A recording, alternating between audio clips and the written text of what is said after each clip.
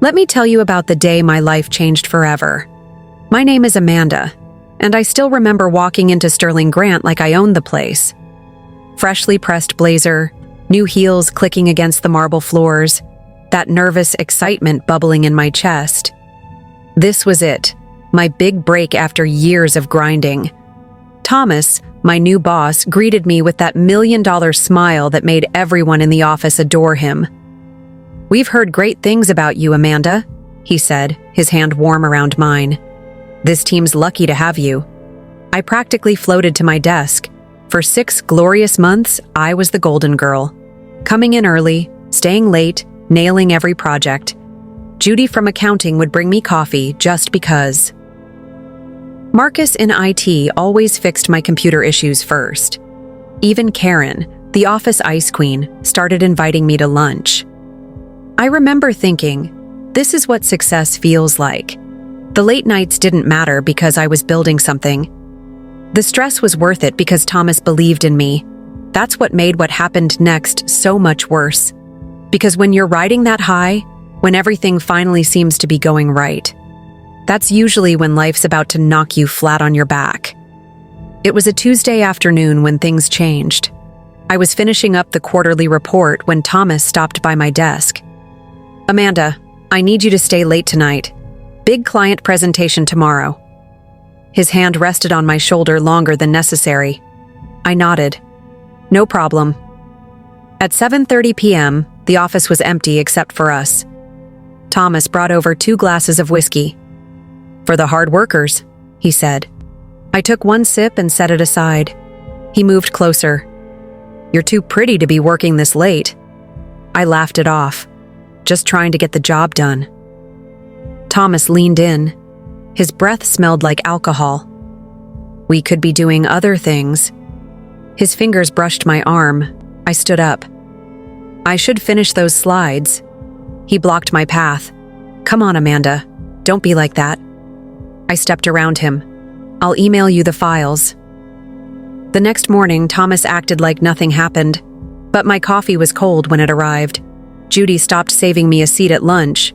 Marcus forgot to fix my printer. 3 days later, Thomas called me into his office. "About the other night," I interrupted. "It's forgotten," he smiled. "Good, because people who cause problems here don't last long." I walked out knowing 2 things. Thomas wasn't sorry, and I was now on my own. 2 weeks after the incident, I walked into HR. The office smelled like lemon cleaner and bad decisions. Linda from Human Resources smiled at me over her glasses. "What can I do for you, Amanda?" I slid a printed email across the desk. "I need to report Thomas for harassment." Linda's smile disappeared. She read the email slowly. "This is quite serious."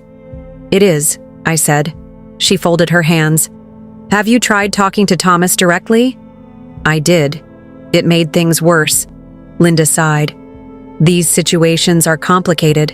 Thomas is a valued executive. Maybe there's been a misunderstanding." "There's no misunderstanding," I said. "I have witnesses." Linda tapped her pen. "Let me ask you something, Amanda. Do you really want to go down this road?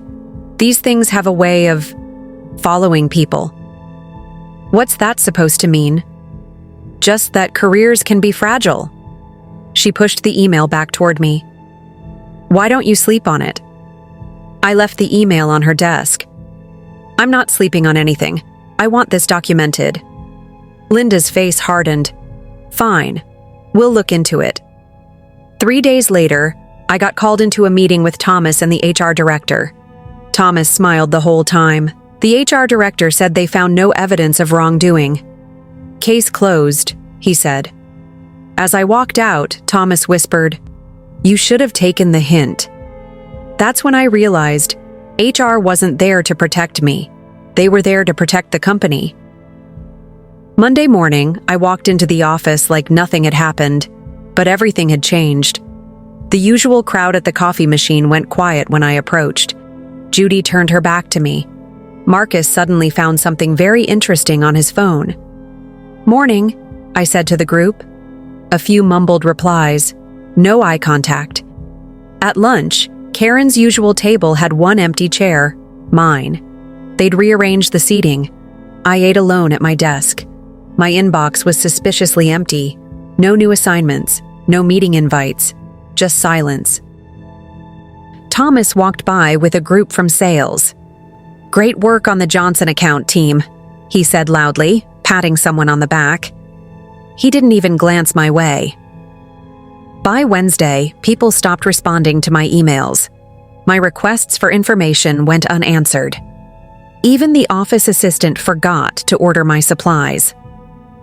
On Friday, I overheard Judy whispering to Marcus, "Better not be seen with her if you know what's good for you." That afternoon, I got a calendar invite from HR. Subject: performance review. The message read, "Please bring all your current projects for handover." I looked around the office. Everyone was suddenly very busy not looking at me. That's when I knew.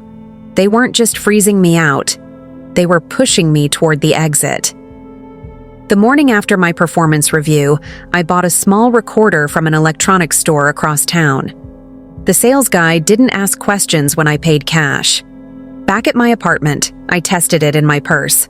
The microphone picked up every word clearly through the leather. Next day at work, I kept my phone recording in my pocket during every conversation. When Thomas called me into his office, I positioned my purse just right on the chair beside me. "About your review," he said, leaning back in his chair. "We have concerns about your attitude." "I just want to do my job," I said.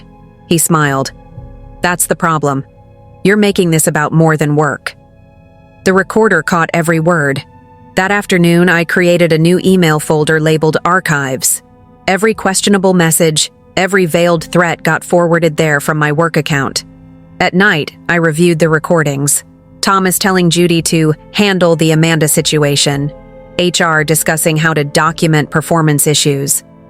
One night, I found an old company phone in my drawer. The camera still worked. Next team meeting, I placed it discreetly on the shelf behind me. It captured Thomas making jokes about my complaints to the whole department.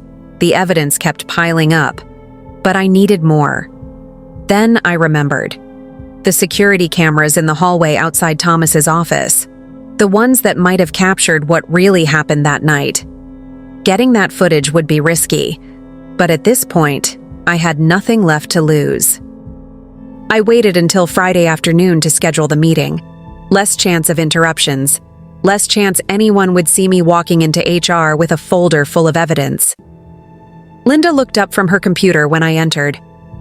"Amanda, what can I do for you?" I placed the folder on her desk. Everything's in there. Recordings, emails, witness statements. She opened it slowly, flipping through the pages. Her expression didn't change. "This is thorough," she finally said. "It's proof," I said. "Proof of what Thomas did. Proof of the retaliation." Linda closed the folder. "You understand we'll need to verify all this. How long will that take?" "A few weeks, maybe longer." She pushed the folder to the side of her desk. "In the meantime, I'd suggest you consider your options." "What options?" Linda slid a document across the desk. "A severance package, 6-month salary, full benefits, in exchange for your resignation and a mutual agreement not to discuss this further." I stared at the paper. The numbers looked generous. The conditions didn't. "You want me to sign this?" "It's a good offer, Amanda. Better than most get." I stood up. "I didn't come here for money. I came here for justice." Linda sighed. "Justice is expensive and messy. This way everyone walks away clean." I left the folder on her desk. "Keep your money. I'm keeping my voice." As I reached the door, Linda said one last thing. "Just remember, no one wins these fights, Amanda. No one." I didn't turn around. I already knew my next move. That weekend, I sat at my kitchen table with 3 devices charging at once. My laptop played a tutorial about viral content. My phone scrolled through trending hashtags. The tablet listed every journalist who'd ever written about workplace harassment. I created new accounts, different names, unrelated emails, no connection to me. The usernames were bland, forgettable. The profiles used stock photos. First step, edit the recordings. I clipped the clearest moments, Thomas's threats, HR's dismissal, added subtitles in bold font, made sure the company logo was visible in one shot. Next, the posts. I drafted 20 versions, short ones for TikTok, detailed threads for Twitter, professional takes for LinkedIn. Each platform needed a different approach. I researched timing. Tuesday mornings got more engagement. Around 10:30 a.m. when people took coffee breaks. Then came the distribution list. Reporters at major outlets, labor rights activists with large followings, even a few influencers who specialized in workplace stories. The last step was the riskiest. I needed someone inside the company to leak to, someone who wouldn't trace back to me. That's when I remembered David from IT. He'd quit suddenly last year after clashing with Thomas. His LinkedIn showed he now worked freelance. I reached out from a dummy account. Heard about what happened to you at Sterling Grant. Working on a story about their HR practices. Any insights? He replied faster than I expected. Meet me tomorrow. Bring a flash drive. I prepared 3 identical drives, each with the same files, plus one extra piece no one had seen yet. The security footage from outside Thomas's office that night. The plan was simple. Let the evidence speak for itself. Then step back and watch the fire spread.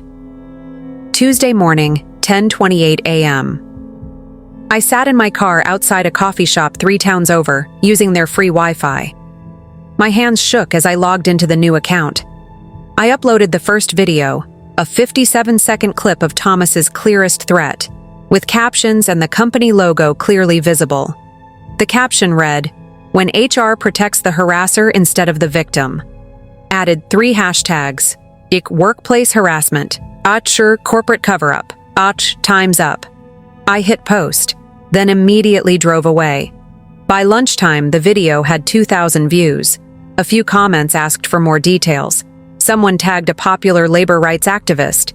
At 2:15 p.m., I uploaded the second video, HR dismissing my complaint while sitting under their zero-tolerance policy poster. This time, I included the email chain in the captions. By 5 p.m., both videos had over 50,000 views combined. My burner phone buzzed with notifications. People were sharing it, tagging journalists, asking what company this was. I waited until 8 p.m. to drop the third video, the security footage from outside Thomas's office that night. No captions this time, just the timestamp and raw video of him blocking my exit. At 9:17 p.m., a verified journalist quote-tweeted the thread, "If this is real, it's explosive." By midnight, the videos had been shared by 3 major activist accounts. Someone had identified the company. Reporters were calling Sterling Grant for comment. I turned off my phone and sat in the dark. The first domino had fallen.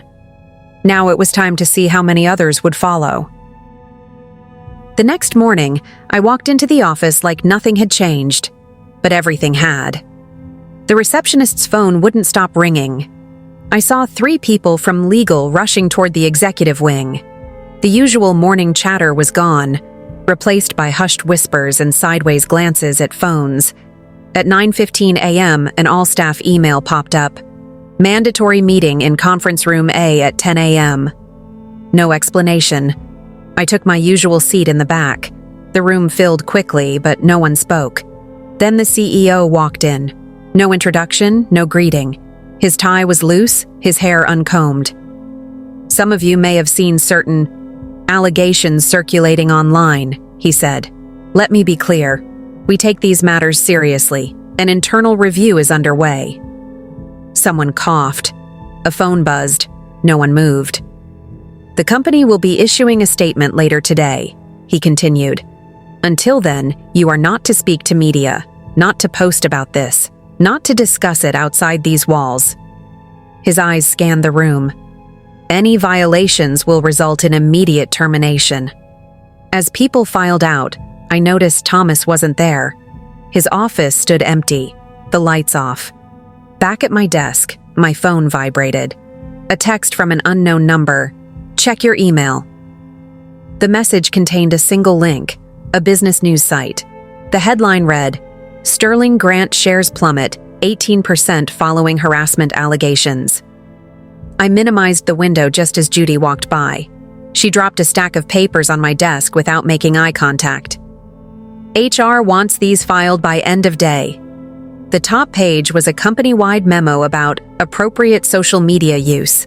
The second was a termination notice. Thomas's name was at the top. By noon, my phone wouldn't stop vibrating. Notifications flooded in from news apps I didn't even know I had. The business channel on the break room TV was showing our company logo with the words, Developing Story in red letters. A reporter stood outside our headquarters holding a tablet showing my TikTok video. Multiple sources confirm the executive seen in this video has been terminated, she said. But questions remain about how long Sterling Grant leadership knew about these allegations. My co-worker Marcus quickly changed the channel. No one mentioned what we'd just seen. At 1:30 p.m., a delivery guy walked in with 6 large coffee orders, all for the PR department. Through their glass walls, I saw 3 people constantly on phones while others typed furiously at computers. My email pinged. A message from Linda in HR. See me immediately. When I got to her office, she didn't look up from her computer. Sit down, Amanda. The TV in her office was muted but showed our stock price still falling. We're preparing our official response, Linda said. The board wants this handled quietly. She slid a document toward me. This is a revised severance offer. 12-month salary, full benefits, references. I didn't touch the paper. What changed? Linda finally looked at me. The New York Times called. CNN wants comment. Our investors are screaming. She leaned forward. Take the deal, Amanda. Today. I stood up. I'll think about it. As I walked out, her phone rang. She answered with a tense, PR department, Linda speaking. Back at my desk, I Googled the company name. Page after page of news results popped up. The Wall Street Journal, Bloomberg, even international outlets. Then I saw it. A tweet from a famous journalist. If these allegations are true, this could be one of the clearest cases of corporate cover-up we've seen. My phone buzzed again. Another unknown number. The message just said, check CNN. I clicked the link. There was Thomas, exiting a black car, pushing past reporters, his face drawn and tired. The Chiron read, Former executive declines comment on harassment allegations. For the first time since this started, I allowed myself a small, quiet breath. The world was watching now, and there was no going back. At 4:17 p.m. on Thursday, every computer in the office pinged at once. The company-wide email had just 2 sentences. Effective immediately, Charles Whitmore is stepping down as CEO of Sterling Grant. An interim leadership team will be announced shortly. The office went completely still. Then whispers started spreading like electricity through the cubicles. I refreshed my browser. The financial news sites already had the story up. Stock prices were still dropping. Comment sections filled with outrage. My phone buzzed. It was David, the IT guy who'd helped me leak the footage. Turn on CNBC, his text read. The news anchor was standing outside our headquarters, marking the second high-profile departure this week after harassment allegations went viral. Sources tell us the board pressured Whitmore to resign after internal documents surfaced showing he personally approved. The office doors burst open. 3 security guards escorted Charles Whitmore out of his corner office. He carried a single box, his face blank. Reporters swarmed him in the lobby, cameras flashing. Linda from HR walked by my desk without stopping. Pack your things, Amanda. You're being placed on paid leave pending investigation. What investigation? I asked. She kept walking. Just be glad it's paid. As I gathered my things, Judy from accounting finally made eye contact. She slid a note onto my keyboard when no one was looking. It said, "4 other women came forward today." I walked out through a lobby full of reporters. This time, none of them noticed me. They were too busy chasing the bigger story. But I knew the truth. This was just the beginning. 2 days after my paid leave started, I sat across from attorney Rachel Goldstein in her downtown office. The walls were covered with framed newspaper clippings of cases she'd won. "They broke at least 5 labor laws," Rachel said, flipping through my folder. "The recordings help. The security footage helps more." She tapped her pen on the desk. "But here's what really matters. That severance offer HR gave you after the videos went viral." "Why?" "Because it proves they knew they were wrong," she said.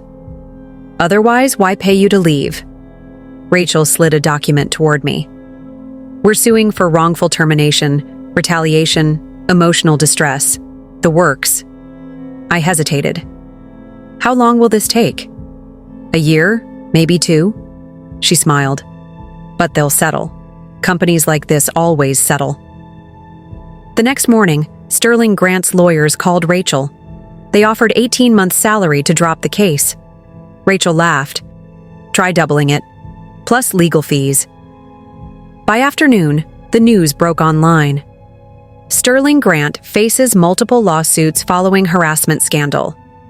The article mentioned my case alongside 3 others. That evening, my phone rang. A number I didn't recognize. "Amanda? It's Karen from accounting." Her voice was quiet. "I was wrong to ignore you. I have some information that might help your case." We met at a diner across town. Karen handed me a flash drive. Every questionable expense report Thomas ever filed. Every time he lied about hours worked. I turned it over in my hands. "Why now?" Karen stirred her coffee. "Because if you don't finish this, nothing changes." The next day, Rachel filed new motions. The settlement offers stopped coming. Sterling Grant was going to trial. 6 months after the settlement, my phone wouldn't stop ringing. Reporters wanted interviews. Law firms wanted referrals. Women from other companies wanted advice. I rented a small office downtown, put up a simple website, started taking calls every Tuesday and Thursday. The first visitor was a young woman named Emily. She worked at a tech startup across town. "They promoted him after I complained," she said, hands shaking around her coffee cup. "Now they're saying I'm not a culture fit." I slid a notepad across the desk. "Write down everything. Dates, times, witnesses." Emily hesitated. "What if they fire me?" I opened my laptop, showed her the video that started everything. "Then you do what I did." By the end of the month, I had 12 active cases. Some were small, managers making inappropriate comments.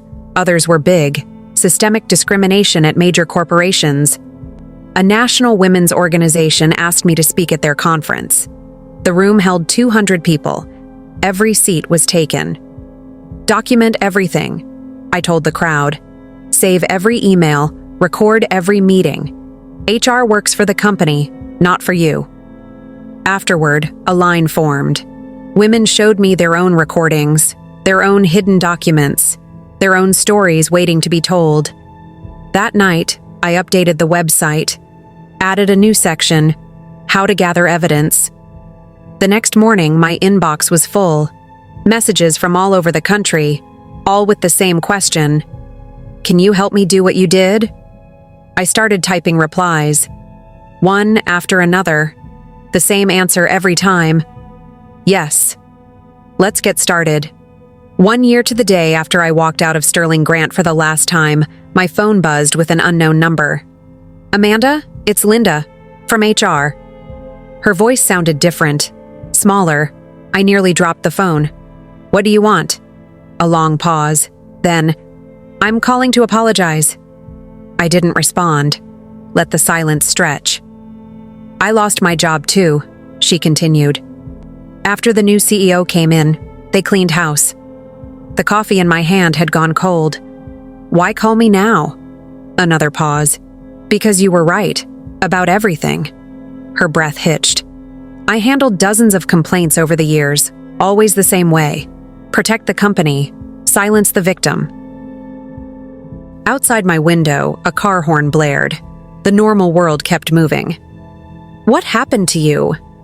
Linda's voice cracked. I could have stopped it. I should have. I watched a pigeon land on my fire escape. Is that all? No. Papers shuffled on her end. I kept copies of everything. Every complaint they buried. Every payout they hid. Why tell me this? Because someone should know, she said. And you're the only one who'll do something about it. An email arrived as we spoke. Attachments stacked at the bottom. Dozens of files. It's all there, Linda said. Every name, every date, every cover-up. I opened the first document, recognized a name from the accounting department, then another from legal. What do you want in return? I asked. Nothing, she said. Then quieter, just don't use my name. The line went dead. I stared at the files, each one a story, each one a person, each one proof that my fight wasn't over. The pigeon flew away. I started typing. The settlement check arrived on a Tuesday. Thick envelope, heavy paper, enough zeros to change everything. I poured coffee and stared at it for an hour. The legal fight had taken 18 months. My savings were gone. Friends stopped calling. Family worried constantly. The newspaper on my kitchen table showed Thomas's face. Former executive lands consulting job, read the headline. He looked tanned, well-rested. My phone buzzed. Another message from Emily, the first woman I'd helped. Her case had settled too. Smaller amount. Same hollow victory. Was it worth it? She asked. I walked to the window. My new apartment had a view of the Sterling Grant building. Their stock price had rebounded. New leadership. Fresh PR campaign. Down the street, a young woman hurried into the lobby. New hire. Bright-eyed. Ready to change the world. I thought about Linda's files still on my computer. All those other stories waiting to be told. The check sat untouched. I texted Emily back. Ask me in a year. Then I opened my laptop. Started a new folder. Because some questions don't have answers. And some fights never really end. If you've ever sat at your desk with your hand shaking after a meeting, if you've ever practiced what to say to HR a dozen times before actually saying it, if you've ever been told to let it go when what you really wanted was to be heard, this isn't just my story anymore. It belongs to every woman who stayed late to avoid being alone in the elevator, every intern who laughed off comments that made their skin crawl, every employee who watched their complaint disappear into some black hole of corporate bureaucracy. That severance check still sits in my drawer. I never cashed it. Because money wasn't the point. The point was watching Linda's files make their way to reporters, seeing 3 more executives resign, getting emails from women at other companies saying, "Your story gave me the courage to tell mine." So if you're watching this while sitting in your car outside work, dreading going back inside, if you're scrolling through job listings even though you love what you do, if you've got recordings on your phone you're too afraid to listen to, keep them. Back them up. Wait for your moment. And to every HR rep watching this right now, next time that complaint lands on your desk, next time that nervous employee sits across from you, next time you're told to make this go away, remember what happens when people stop being afraid. Let us stop here for today. Thank you for watching this story. Do well to like, share, and subscribe to the channel if you like this kind of content. Thank you for watching.